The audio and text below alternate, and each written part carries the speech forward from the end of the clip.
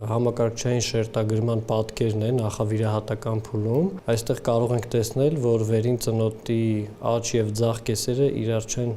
սերտաճել եւ տանձաձև բացվածքի հիմքում ունենք ոսկրային դեֆեկտ։ Սա էլ իր հերթին պատճառ է հանդիսացել, որպեսզի դեմքի աջ կեսի ձևավորումը լինի, այսպես ասած, թերի, քան ձախ կեսինն է։ 15-ամյա տղան վիրահատվել է, կատարվել է քթի ֆունկցիոնալ ու էսթետիկ շտկում, կիրառելով սեփական կողաճառը։ Շրթունքի ու քիմքի բնածին արատի հետ կապված էլ նախկինում էին միջամտություններ եղել։ Մասնագետները ընդգծում են, ժողովրդի մեջ հայտնի նապաստակի շրթունք գայլի երախանվանումներով արատները պետք է շտկվեն վաղ տարիքում։ Օրինակ, վերին շրթունքի պլաստիկան կամ խելոպլաստիկան կատարվում է, երբ որ երեխայի 6 կիլոգրամը լրացած է լինում, մոտավորապես 4-ից 4.5 ամս է կանում։ Քիմքը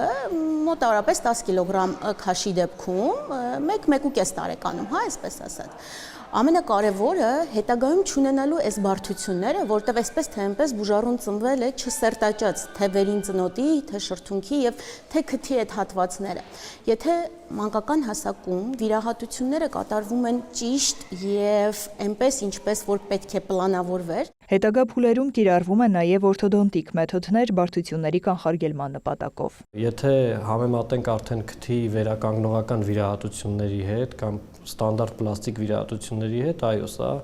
առանձնանում է այս կլինիկական դեպքը նրանով, որ ունենք ի սկզբանե ձևավորման խնդիր ոսկորների, աճառների եւ ծավալուն աշխատանք է իրականացվել ամբողջ քթի վերականգնողական վիրահատության ընթացքում։ Վերականգնել ենք վերացրել ենք թե ֆունկցիոնալ խնդիրները եւ ապահովել ենք էսթետիկ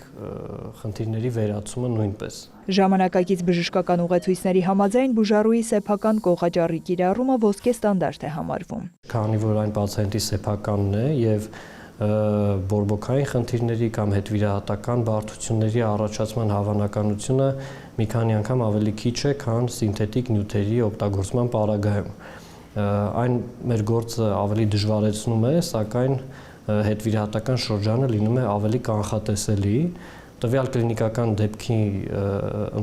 վիրահատության ընթացքում մենք օգտագործել ենք պացիենտի 7-րդ կողաճառը։ Ժամանակին իրականացված համալիր մասնագիտական միջամտությունը նպաստում է երիտասարդի ադապտացմանը, հոգեբանական հարմարավետությանը եւ կյանքի որակի բարելավմանը։